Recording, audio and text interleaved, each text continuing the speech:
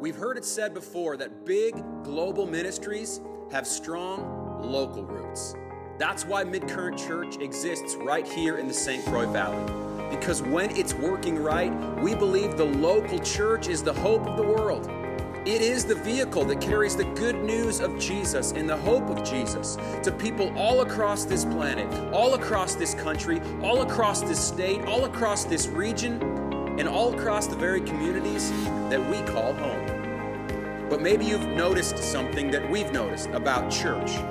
It's no longer the norm today that people grew up in church or that they still go to church. It's not the norm that people have had a good experience in church or that they have any interest in church at all.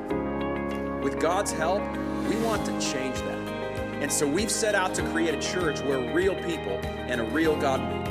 Not a church for church people or perfect people or people who have it all together, but a church for real, everyday people living real, everyday lives. The doors of Midcurrent are open to anyone who grew up in church or who gave up on church. They're open to those who have never set foot in church or just haven't found a church that helps them to see Jesus more clearly or to follow him more closely. One way or another, we want to roll out the welcome mat for you.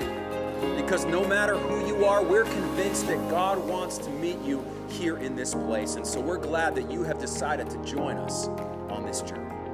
And together, we believe we can change a life, a community, and maybe even the world.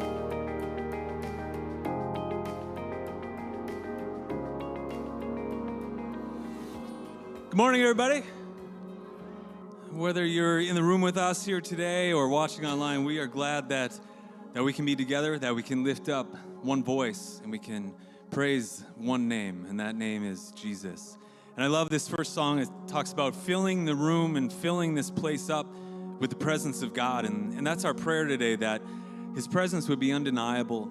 As we worship together, we would experience just his being, that we would experience the grace that he so freely gives us. So let's stand together, let's worship, and let's give Jesus our undivided attention.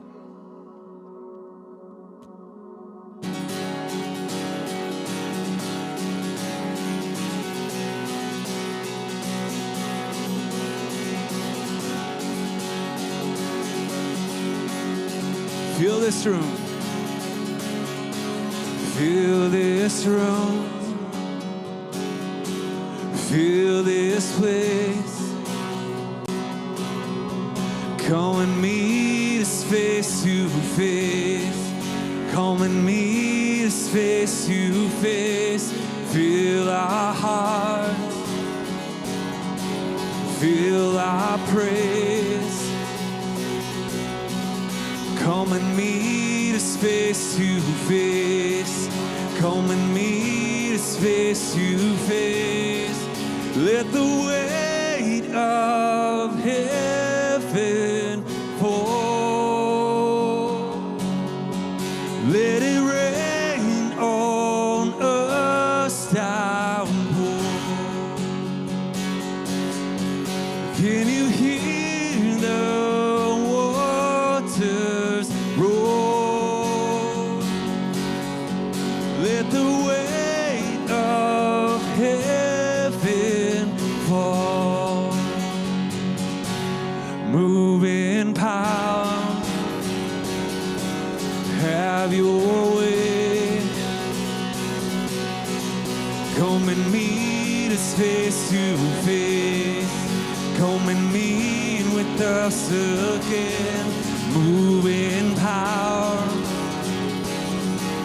Have your way. Come and meet us face to face. Come and meet with us again. Let the weight of heaven fall.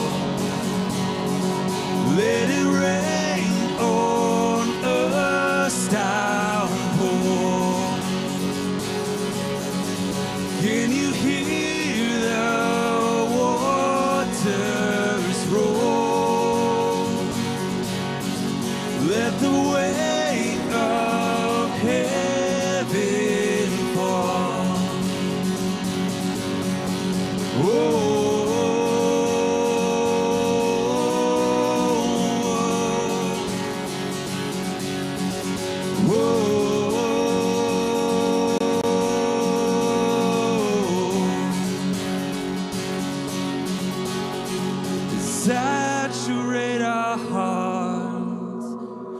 Fill us up to overflowing, saturate our world. We are ready, saturate our heart. Fill us up to overflowing, saturate our world. We are ready, oh, let the weight of heaven fall. Let it rain on us downpour. Can you hear the waters roar? Let the weight of heaven fall. Whoa.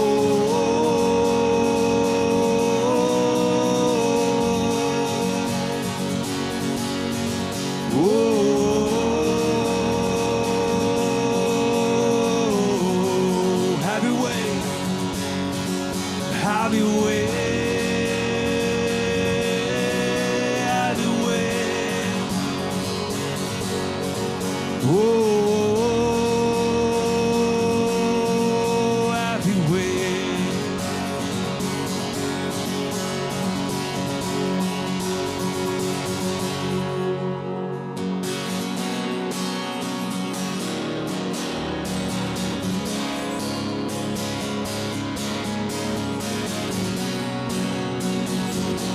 Nothing can separate.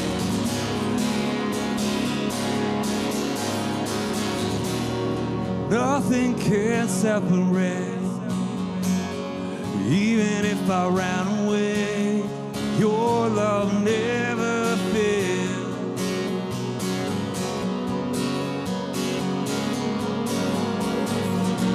I know I still make mistakes, but you have no mercy for me every day. Your love never fails.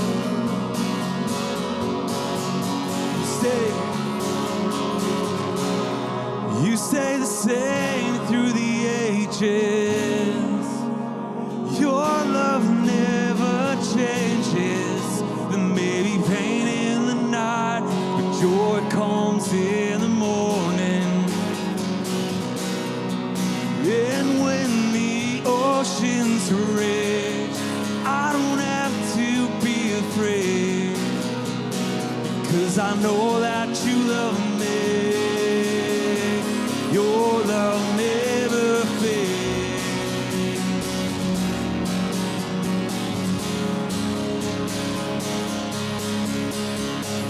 The wind is strong and the water's deep, but I'm not alone here on these open seas, 'cause your love never fails.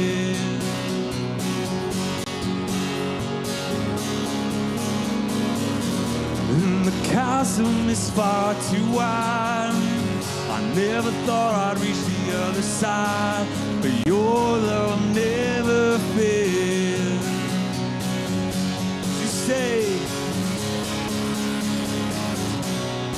You stay the same through the ages. Your love never changes. There may be pain in the night, but joy comes in the morning. And when the oceans rage, I don't have to be afraid, 'cause I know that you love me. Your love never fails. Your love never fails. 'Cause you make all things work together for my good. You make all things work together for my good. You make all things work together together for my good. You make all things work together for my good. You make all things work together for my good. You make all things work together for my good. 'Cause you stay the same through the ages. Your love never changes. There may be pain in the night, joy comes in the morning. And when the oceans rage, I don't have to be afraid, because I know that you love me. Your love never fades.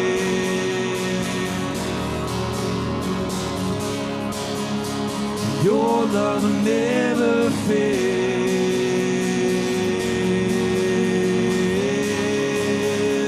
Your love never fades.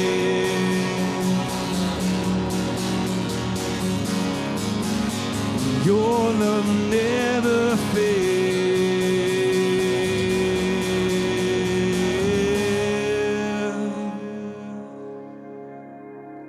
Amen. I want to share a little story with you this morning. And life can be really unpredictable, full of joys, full of sorrows, beautiful blessings, difficulties. And all these things can come unexpectedly, whether they're good or bad. In our lives, dreams and our plans can change in an instant, and we all know that this is true. The trick is finding peace in these turbulent times. There was a man named Horatio Spafford, and he knew a little bit about life's unexpected challenges. He was a successful attorney and a real estate investor, and he lost a fortune in the Great Chicago Fire in the 1800s. Around that same time, his 4-year-old son also had died from scarlet fever. So thinking that a vacation would do his family some good, he sent his wife and his 4 daughters on a ship across the ocean to England, and he was planning to join them afterwards, after he finished some business at home. But while crossing the Atlantic Ocean, the ship was involved in a terrible accident. More than 200 people lost their lives, including all 4 of his daughters. And his wife survived, and upon getting to England, she sent a telegram saying, "Saved alone. What should I do?" So he immediately set sail for England. And at one point in the voyage, the ship is at the same spot where that tragic event had occurred.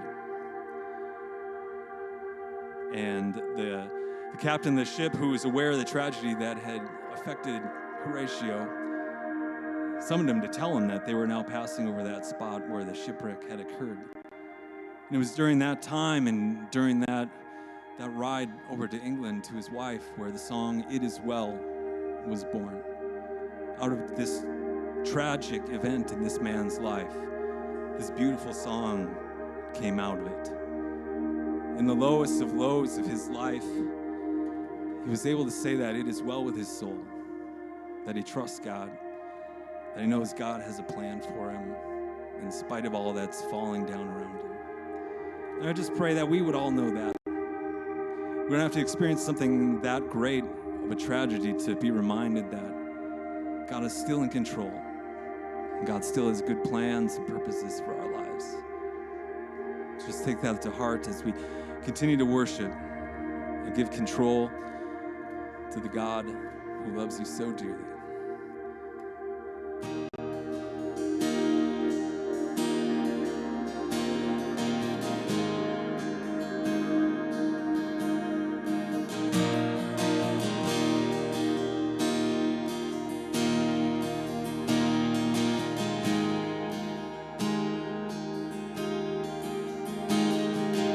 How can I say it as well when my voice voice can barely speak.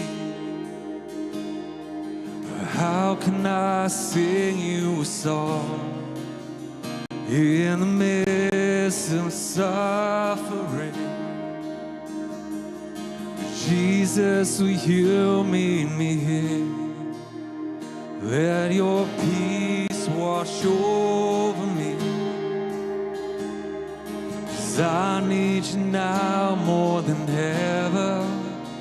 Teach my soul to sing. My God is still in control, and still He reigns on His throne. Though mountains may tremble, sea billows roll, I'll sing it is well with my soul. My God is still in control.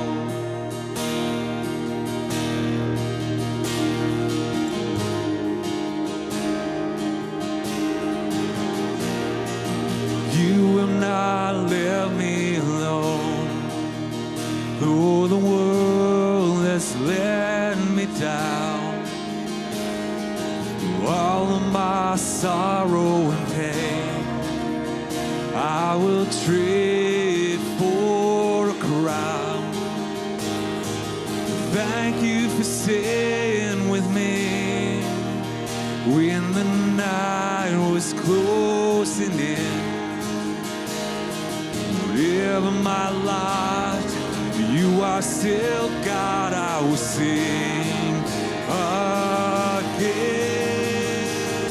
My God is still in control, and still He reigns on His throne.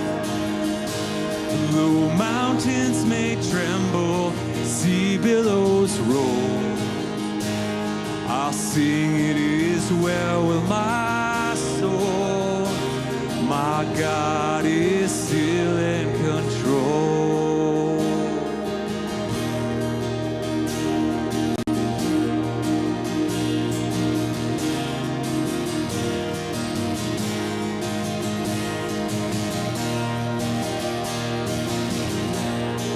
It is well.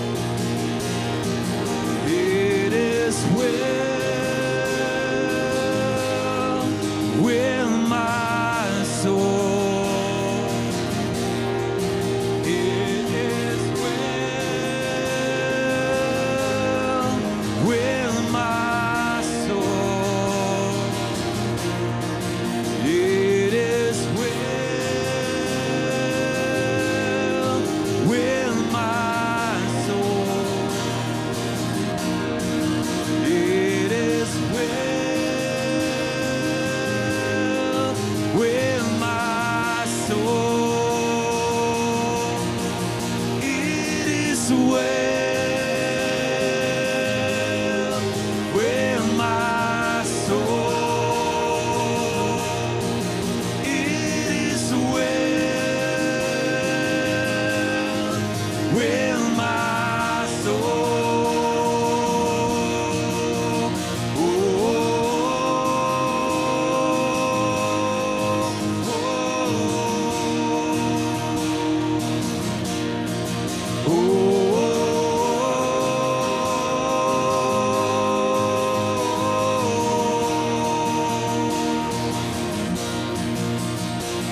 My God is still in control, and still He reigns on His throne.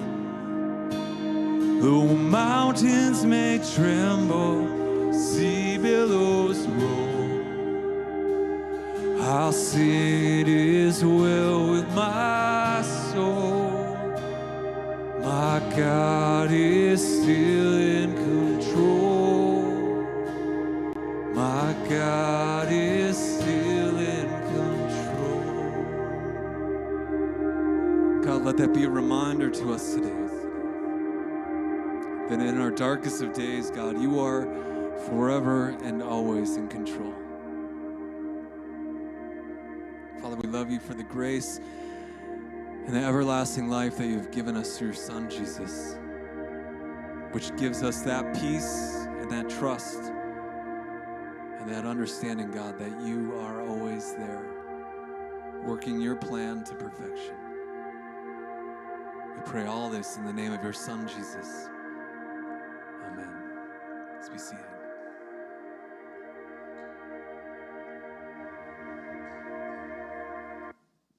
Good morning. Welcome to Midcurrent Church. My name is Haley. We're so happy to have you here with us today, whether you're here with us in person or you're tuning in online. We're just glad to have you here with us this morning. I don't know if you know the history of our church, but not that long ago, we were just a concept that a group of people were coming together to make a reality. About 3 years ago, 3 years before COVID hit, we had started the church planning process, and we found out that that was actually really good timing. For a lot of our sister churches in a similar position, maybe with a different timeline, COVID did not hit at a good time. One of those affected was our sister church, North City in the Twin Cities. And, as a fellow covenant church plant, it didn't take much debate for us to decide that we wanted to come alongside them at a time when we needed it, when they needed it. And thanks to those who call Midcurrent home and all of the generosity that we have here, we were able to cut them a check for $5,000 and come alongside them at a time when their giving had been really stunted. So, yeah, it's awesome. One of my favorite things that we've been able to do here as a church, and they sent us a message as a response. So let's just take a look at that. Hey, Midcurrent. Hey, we're so grateful. This is Pastor Christian Ann and JD. We are just sending you a quick video to say thank you so much for your generosity, for your partnership.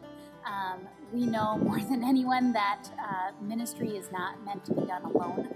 So not only financially do we feel so thankful that you've partnered with us, but in relationship as well. So grateful for your generosity. It's a huge help to us in this season. It's a huge boost of confidence for us and gives us real tangible power to purchase some things and move forward in our ministry and do some things that God has put on our heart to do this summer. We hope to have opportunities to connect with you all in the future and get to know you more, but right now, thank you so much. We're so grateful from us and our community.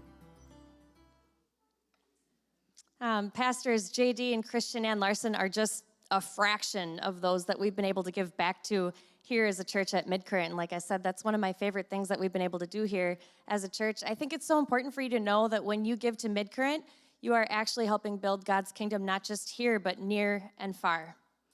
If you'd like to give back here today, and God has put that on your heart, we've got a couple different ways that I want to tell you about that you can do that.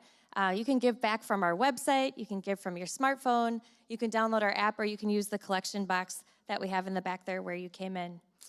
If you're new here today, we want to welcome you, tell you how grateful we are to have you here with us. I hope that you'll stick around afterwards and talk to one of us, maybe visit us at the welcome desk. You can scan the QR code up at the welcome desk. That will allow us to follow up with you. You can fill out our digital connection card, and we can answer any questions that you may have or help you get more connected here with this awesome community that we have. Also at the welcome desk, there's another QR code. It's for volunteer positions here at Midcurrent. Something that's been really exciting to see is all the new people coming through our doors, even during such hard times. And as we continue to go back to normal, and as we continue to reactivate to our full capacity here as a ministry and as a church, we're going to need the teams in place to do that. So it's a lot of fun to serve here on all of the Midcurrent teams across the board. We would love to link arms with you. If that's something you're interested in, we will be at the welcome desk after today's service. Let's see. We are going to move on with the message today. I'm really excited about it. We'll get Sten up here so that we continue with our series that we're in right now, which is called I Have a Question.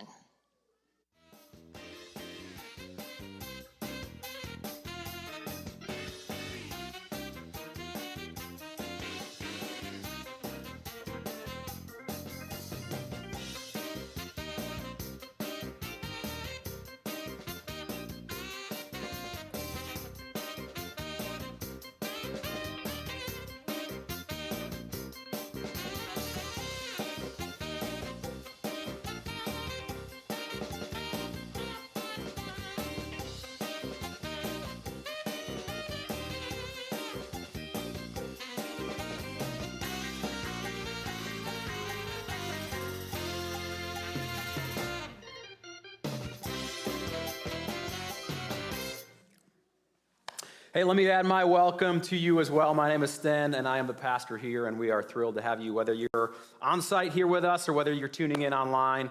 We are honestly very thrilled that you would spend a portion of your morning with us. It was just this past week, and actually many times over the past week, that my son Oli uttered to me the 8 words that I think every parent really ultimately dreads hearing from their kids. And it might not be the same exact 8 words, but it's usually some combination of similar words, or it's usually some kind of similar sentence that we don't like to hear. And we cringe when we hear it from our kids because we know that our kids are right, and we ultimately know that we just got busted.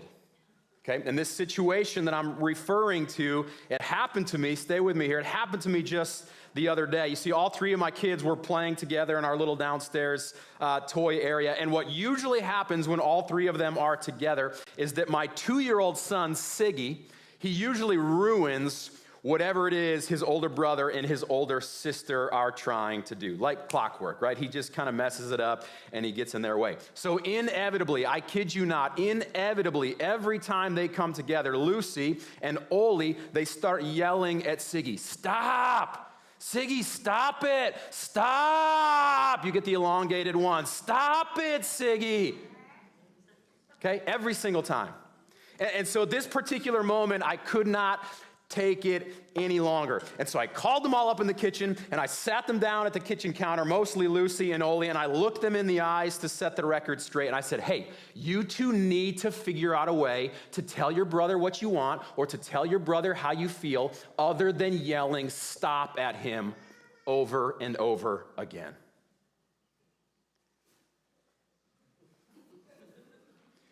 And that's when Oli spoke those 8 painfully true words right to my face. "But Dad, you say that all the time." Touché. Okay, kid was right. More often than not, I have to admit, more often than not, you'll hear me, and quite honestly, you'll hear both Erica and me attempt to influence our 2-year-old son's behavior simply by yelling "stop," right? The more serious we are, the louder it seems that we yell. Okay, now don't all, act like you don't know what I'm talking about. You've all been there before. Okay? Well, I think this kind of behavior, there's a name for this, right? Do you know what they call people who do this kind of thing these days? They call them a hypocrite, right? When we say one thing and yet we do the exact opposite, right? There's a name for that kind of thing these days, and it's a hypocrite. Now, when it comes to parenting, I would suggest that most parents have been, at some point in their life, they have been in the same situation. And so most often there's a little bit of grace. Most often there's quite a bit of understanding here, in the parenting arena. But unfortunately, that grace and that understanding, it's not always the case when it comes to other matters in life, and it's not always the case when it comes to faith and when it comes to Christianity. It's not always the case that there is that level of grace and understanding. In fact, one of the biggest obstacles, I think one of the biggest objections to the broader acceptance of Christianity is oftentimes the behavior of other Christians themselves, right? So many people who maybe are not Christians, or so many people who maybe don't go to church, they look at Christians and they're left asking this question: why are Christians such hypocrites? Okay, this is the exact question that I want to spend some time discussing at. I want to spend some time looking at today. In the 6th week of our series, I Have a Question. See, we have taken the months of April and of May to answer some of the FAQs that people have about life, about faith, about church, and the Bible. And this one right here that we're going to talk about today, that we're going to kind of look at from a few different angles, this is one of the big ones. Okay? People in all arenas of society want to know, why do Christians seem to be such hypocrites? That's the perception, at least, right? That Christians are just a bunch of hypocrites. And so maybe you're here today, or maybe you found your way online to join us today, and maybe that's a question that you've asked before. Okay, maybe it's a question, or maybe it's a concern that has actually made it very difficult for you to ever consider, or maybe it's a question or it's a concern that's made it difficult for you to be really open to or interested in this thing called Christianity. Right? Why would I want to be a part of that kind of deal? They're all just a bunch of hypocrites.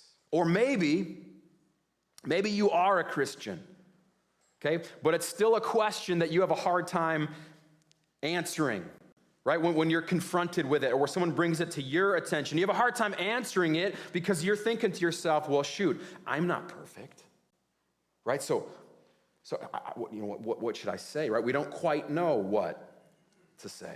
Okay, well, no matter where you are on that spectrum, I want to see if I can bring just a little bit of clarity to the situation. And I want to do that by talking a little bit about what a hypocrite really is, and maybe more importantly, I want to talk a little bit about what it isn't. Because I think there's a little bit of confusion at times. And I think it's the confusion at times that drives some of the questions that are asked. And it's the confusion at times that really fuels maybe some of the suspicion that exists. And so I want to see if I can bring some clarity to the matter on what a hypocrite is, and as I mentioned, maybe more importantly, what a hypocrite really isn't. A hypocrite was actually, this is kind of interesting, a hypocrite was actually a first century Greek theater term used to describe someone who wore a mask on stage to appear as someone other than who they really were, to appear as someone other than themselves. It was a character, or it was a persona that they were portraying. That was a hypocrite, okay? Actual definitions of this theatrical term actually include the words like actor or even pretender, okay? In the theater world, this didn't have a whole lot of negative connotations associated with it. In fact, I don't think it really had any at all. This was just kind of the assumed, this was just the nature of the business on stage in the theater, okay? You played a part, you played a character other than who you really were. As a hypocrite. Well, in the course of his teaching and his ministry, Jesus actually got a hold of this theatrical term, and he completely redefined it. He gave it a whole new meaning that would actually change the way that people heard and that people understood this term. See, he actually started using it in his teaching, in his ministry. He started to use this term hypocrite in the religious arena. Why? Because in the religious arena, he could not stand mask-wearing fakes. Let me give you an example. Here's Jesus in Matthew chapter 7. He says, "And why worry about a speck in your friend's eye when you have a log in your own? How can you think of saying to your friend, 'Let me help you get rid of that speck in your eye,' when you can't see past the log in your own eye? You hypocrite," he says. "First get rid of the log in your own eye, and then you will see well enough to deal with the speck in your friend's eye." You hypocrite, he says, okay? But he is just getting warmed up here. This is nothing compared to what else he has to say. He is not finished yet. In fact, he has plenty more to say on the matter. And in chapter 23, later on, in chapter 23, in the very same book, we see Jesus really getting revved up on this deal. 6 times in a row, he rants against these so-called hypocrites. Okay, with the same kind of warning or the same kind of accusation just over and over again. 6 times he says the same thing. I want to read just a few of them for you today from the Message translation, which refers to these hypocrites as frauds. Listen to what Jesus has to say. He goes on to say this: "I've had it with you.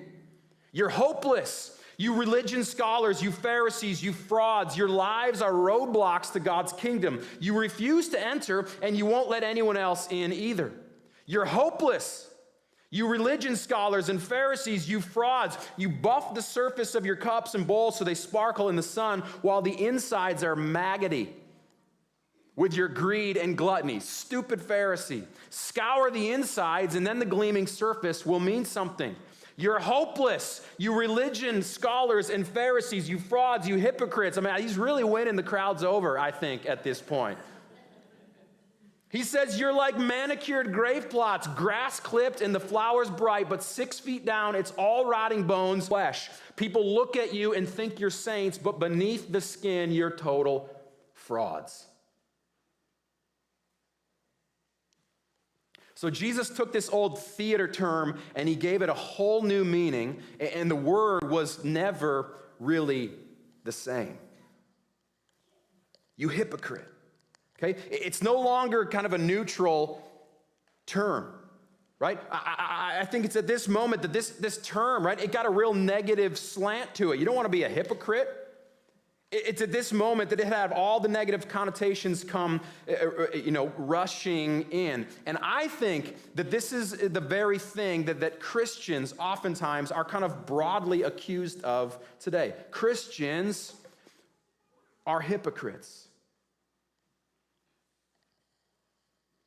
And what I'd like to do, right? I mean, all of us need to make sure that we hear these kind of warnings, that what's on the outside, right, needs to match what's on the inside. We need to hear that. We need to pay attention to that. But what I'd like to suggest this morning is that label, right, that broad label, Christians are hypocrites. What I'd like to suggest is that that's actually maybe just a little unfair. Oftentimes, it's maybe just a little bit misguided of an accusation. Okay, now let me be very clear here. Yes, 100%, there are hypocrites in the church as Jesus is describing them, right? And that's what I'm saying. We got to make sure that what's on the outside matches what's on the inside. Yes, there are disappointing stories of Christians, or right, that in the media we love to pick out the ones of pastors even who turned out to be frauds or fakes, right? That they had an outside appearance that did not match what was really true of them on the inside, and it ended up hurting a lot of people along the way. It has happened, and it's regrettable. Okay, and if that's been your only experience on behalf of Christians, I want to say I'm really sorry for that. But as I really sat and thought about this a little more, I think the truth is that this isn't necessarily the case for Christians on the whole, who might be largely accused of being hypocrites today. As I think about this, I'm going, man, I don't know if that's really the case for the whole lot, right? And so I would just hate for all of Christianity to be lumped in with kind of its worst representation, right? I would hate for every Jesus follower to be painted with the same brush. And at times, this is what I want to talk about today. At times, I think that's what's happening. When all Christians are being accused of being hypocrites, because the fact that a few of them, yes, that the hypocrites do exist in the world. The reality is, if we think about it, every profession or group or whatever in the world has a few that unfortunately give the many a bad name. But hopefully you don't, fall for that trick. Hopefully you know that not every car salesman is a sleazebag. Okay, hopefully you know that not every cop is crooked. Hopefully you know that not every athlete is just some greedy, selfish, man or woman. Hopefully you know that not every pastor or not every Christian is a hypocrite. Yes, there are some bad apples in the mix, but for every news headline we hear of some Christian, how could they? Some Christian disappointing us. There are millions of other faithful Christians and pastors quietly and humbly doing their best to love Jesus and to love others every day of their life. Now, are they perfect? No. But that doesn't necessarily make them a hypocrite. Okay? So what is then? This is what I want to keep narrowing down to, whittling down to. So what is real hypocrisy in the sense that Jesus is referring to? If you really look at what he's upset about, it's the disparity of what's visible on the outside and what's hidden on the inside, right? It's publicly kind of condemning one thing, all while really being guilty of the very same thing in private, and going to great lengths, working very hard to kind of cover it all up, to be in control of it. It's a controlled and it's a calculated appearance. It's a front that's really all for show. That's what he's talking about, you hypocrite. So then the question that I want to ask then is, then what is not a hypocrite? What is not real hypocrisy? And this is what I want us to be clear about today. No matter where we are on this spectrum, hypocrisy, it's not failing some expectation of perfection. Okay? It's not falling short of some expected standard. And yet, I think this is what we just kind of make that assumption. And this is what oftentimes Christians and Jesus followers are accused of. You hypocrite, right? You say you love Jesus, but I saw you just made a mistake. You're not perfect. You're a hypocrite. See, hypocrisy is not the result of this. It is not the result of a Christian who says they follow Jesus making a mistake, leaving it open for the rest of the world to go, boom, hypocrite. Okay, so here's what I want you to know. A Christian making a mistake, I want to be very clear. A Christian making a mistake is not a hypocrite. They're just a human. A Christian who makes a mistake, okay, who has some kind of failure, maybe even a moral failure. A Christian making a mistake is not necessarily a hypocrite, but what they certainly are is a human.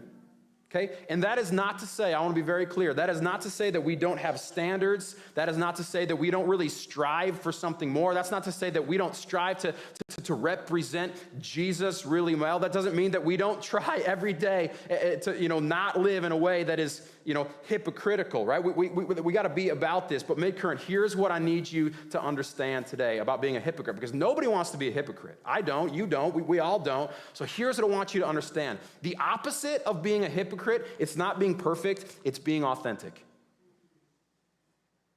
I don't want to be a hypocrite, okay? But the opposite of that, it's not being perfect. It's being authentic. It's being real and honest about the fact that we don't have it together.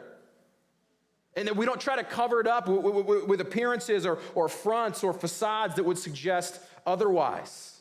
Okay? It's being honest with ourselves. It's being honest with others that we do make mistakes and that we are not perfect. Okay, Midcurrent, I want to confess something to you today, and I hope that I don't burst your bubble. Okay, I'm actually really glad that you're all sitting down for this, because I need to tell you the truth about me. I need to tell you the truth about your fearless leader here at Midcurrent. You ready for it? I'm not perfect.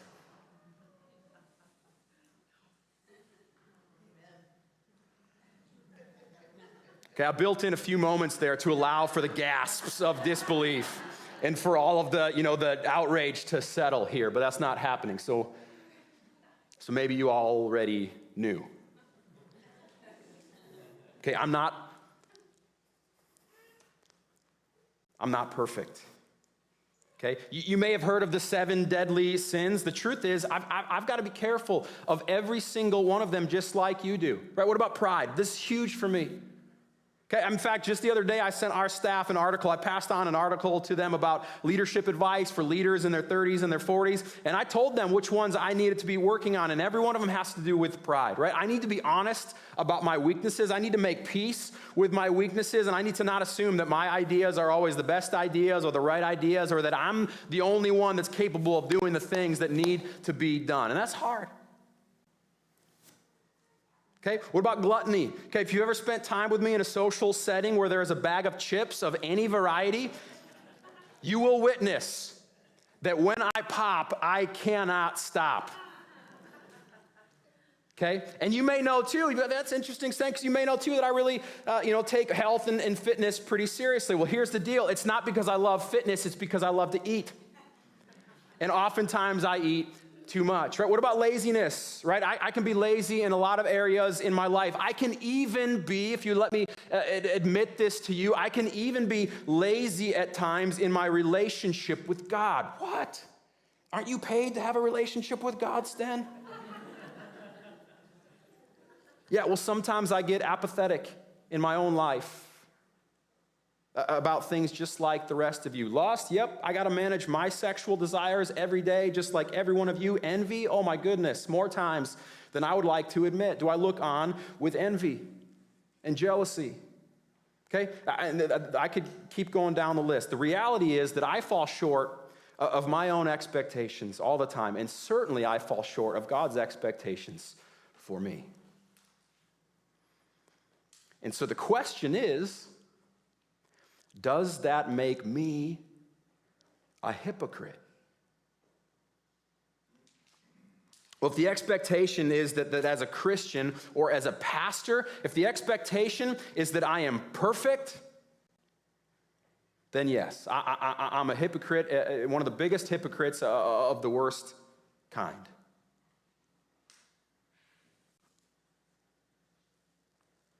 But maybe it's not about being perfect. Maybe there is still hope for me yet. And I'd like to think that that's the case. See, I'm not getting defensive about anything. It's just that I want us to be clear that the opposite of hypocrisy, it's not being perfect. It's not possible. Okay? The opposite of being a hypocrite is not being perfect, it's being authentic. It's honest transparency about where it is that we fall short, where I fall short and where you fall short. And if we could all have moments and spaces in our life where we could be honest and we could be authentic, we would admit that we all do. We all fall short. In fact, the Bible reminds us of that. It's the Apostle Paul specifically who reminds us of this in Romans chapter 3 when he says, "For everyone has sinned." Who's included? There's a little pop quiz here. Who's included in everyone? Everyone. For everyone has sinned. We all fall short of God's glorious standard. It is simply a part of being born into the world today. We all have fallen short. And it alone doesn't necessarily prove that any of us are hypocrites, just that we are humans. That's the bad news. Okay? I mean, if you're raising your hand on that one, you're like, yeah, I fall short. Welcome to the club. Every one of us falls short of God's standard. That's the bad news. But the good news, that verse actually continues, is that God, in his good grace, made a way for us to close the gap. We all fall short, and God, in his good grace, made a way for us to close the gap. And Christians, here's what I want to be very clear about today. Not that we don't work really hard to make sure that we match on the inside and the outside, but here's what I want to be very clear about today. Christians are simply those who acknowledge the gap. Christians are simply those who acknowledge their desperate need for the way that God provided, and that way is Jesus. Okay? That really is the essence of Christianity and the essence of Christian faith. It's people with their hands up that say, whew, I need help. I don't have this thing figured out yet. I am still a work in progress, and I need Jesus to help me work it out. And so whether you are someone who has been skeptical of people who call themselves Christians, or whether you are a Christian, but you're maybe a little afraid, or you're a little uneasy, about being bold about the faith that you do have because you're not perfect, here's what I want you to know about the life of a Christian. Okay? Christian life, it is not marked by perfection, but by transformation. Christian mark, the life of a Jesus follower. It is not measured by perfection, but it is marked by a life of transformation. Right? The life of faith that we are living, it is a marathon. It's not a sprint. Right? Christians, in a way, we're playing the long game, in a sense. The trouble is, here's what we got to understand. The trouble with this is we're playing the long game. We're running a marathon, not a sprint. But the trouble is we live, ready for this? We live in a Snapchat kind of world, and we evaluate in Snapchat kind of moments. And if you don't know what Snapchat is, it is the photo app that displays your photos online only for a few seconds before they disappear. And I think we're kind of a Snapchat kind of people right now. We're kind of a Snapchat kind of generation. And I think this is how we evaluate people today. just by the 8-second snapshots that we witness. Oh, he's such a drunk. Oh, she's such a gossip of the worst kind. But what we never really consider is how far someone may have come.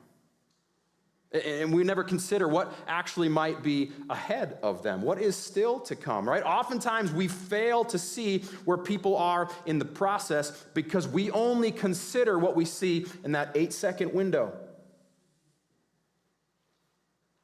And so maybe he is still working on his drinking habits, but maybe he's way better now than he was 2 years ago. And maybe 2 years ago, he's way better than he was the 3 years before that.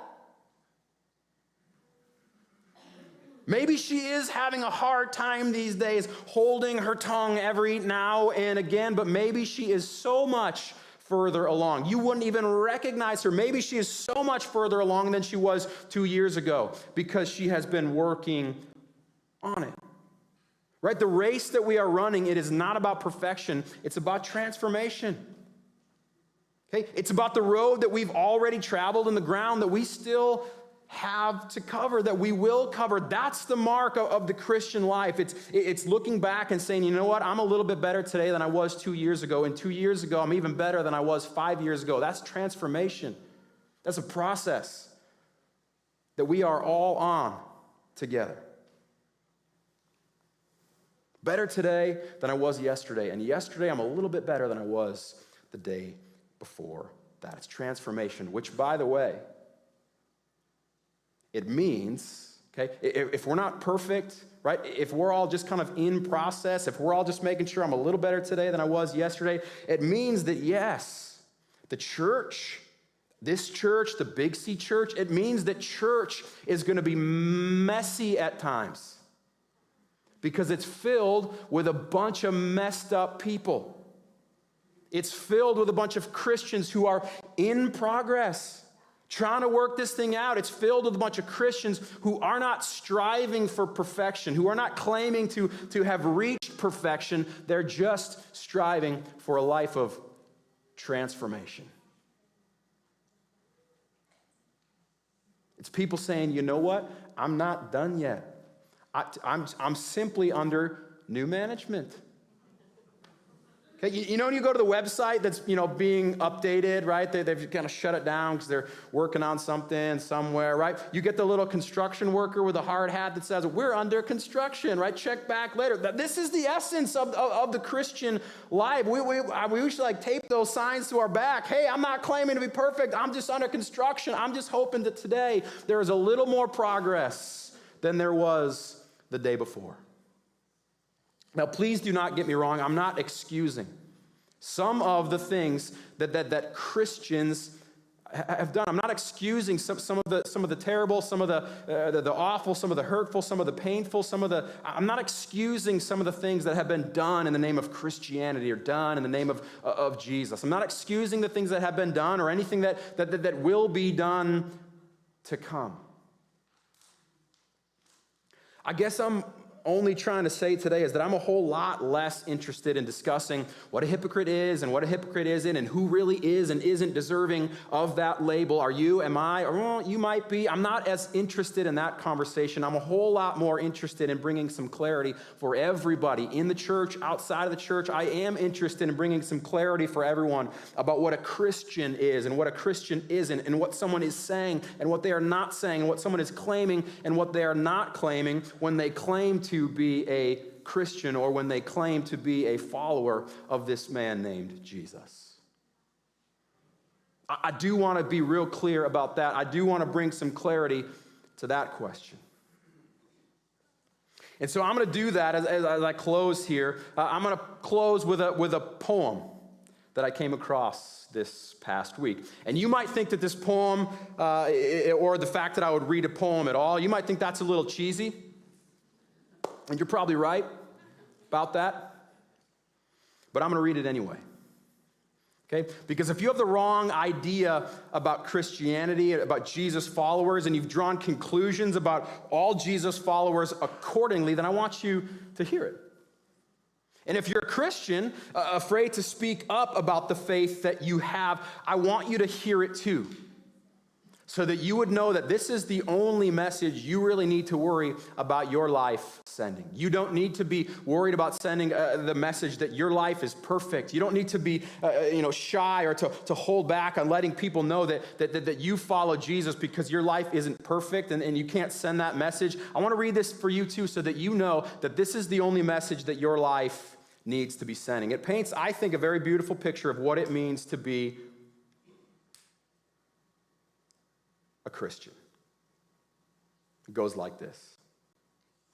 When I say I'm a Christian, I'm not saying I'm clean living. I'm whispering I was lost. Now I'm forgiven. When I say I'm a Christian, I don't speak of this with pride. I'm confessing that I stumble and I need Christ to be my guide. When I say I'm a Christian, I'm not trying to be strong. I'm professing that I am weak and need His strength to carry on.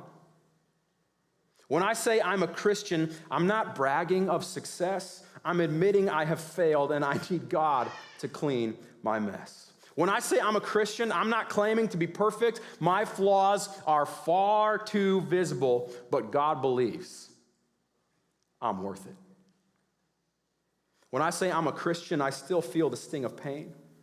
I have my share of heartaches, and so I call upon His name.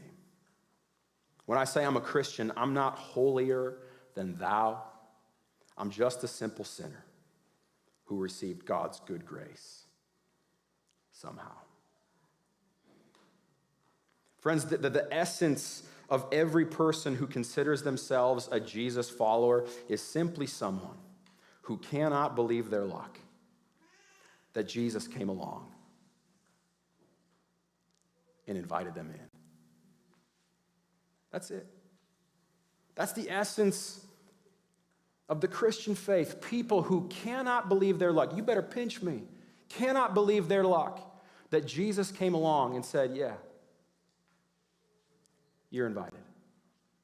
Folks, that's the good news.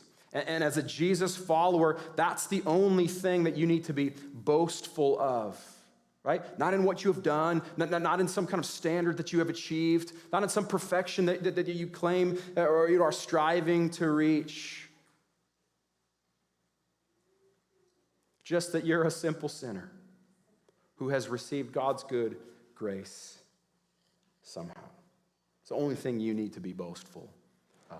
And if that grace, and if that invitation is something that you have not yet accepted, then that's all that's left for you today. Don't push Jesus away, because those who follow Him aren't as perfect as Him. I'm not quite sure that they ever claimed to be in the first place. So if that's you, right, ready to accept that grace and that invitation, then here's what I'm going to do. I'm going to close in prayer. And as I do, I just want to provide a moment for you in this space and in this opportunity. I want to provide a moment for you to accept God's grace for you.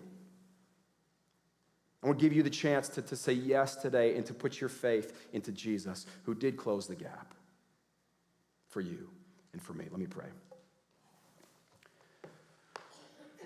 God, we give you thanks for today, and we give you thanks for your unimaginable, unbelievable, unthinkable grace for us.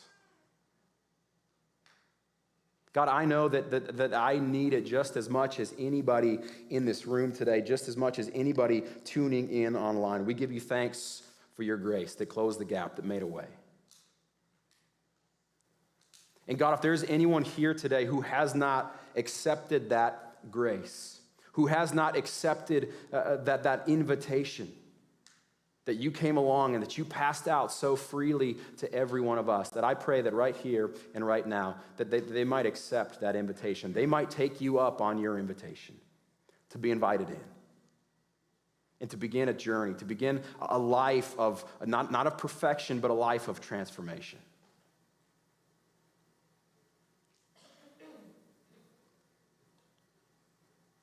And so, God, if there's anyone here who's wondering, maybe is the next step to take, God, I pray that they would sense your knock on the door, your knock on the door of their heart, God, that they might open that door, they might accept you and your grace for them.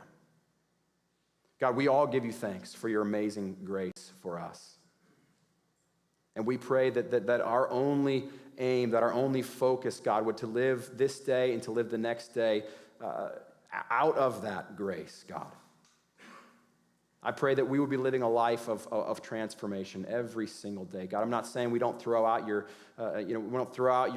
standards for us because they don't matter.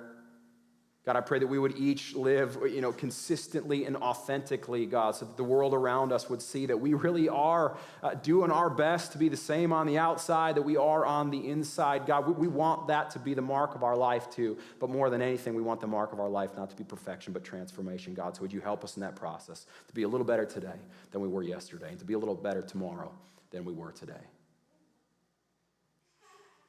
And as we do that, God, I pray that the world around us would see a whole lot more Jesus-like people doing a whole lot more Jesus-like stuff. And that more hearts would be open, and that more people would be invited in. We give you thanks for this day, and we give you thanks for your Son, Jesus Christ, and it is in his name that we pray. Amen. Hey, we're so glad that you could be here today. I want to mention one thing before you go. Matthew, if you would throw up the Scoop of Summer slide. We want to let you know that we've got some really fun things planned here on June 6th, right after the service. We're just excited to try to re-engage together as a community as much as we can. And so right after the service on June 6th, we are opening those doors wide, in the parking lot and the Circle Drive will be completely transformed, all for you. And so we're hoping that you could be a part of that. Other than that, there's going to be someone available for you today to pray for you. If you're in need of that, they'll be right up here to my right. If there's anything going on for you, or if that invitation is one that you accepted today, to say yes to Jesus, that they'd love to follow up and pray with you as well. So they'll be available right after the service. Other than that, enjoy the rest of your Sunday afternoon, and we will see you right back here next week, 10:30, on site or online, where we will bring this series, I Have a Question, to a close. We'll see you then. God bless you.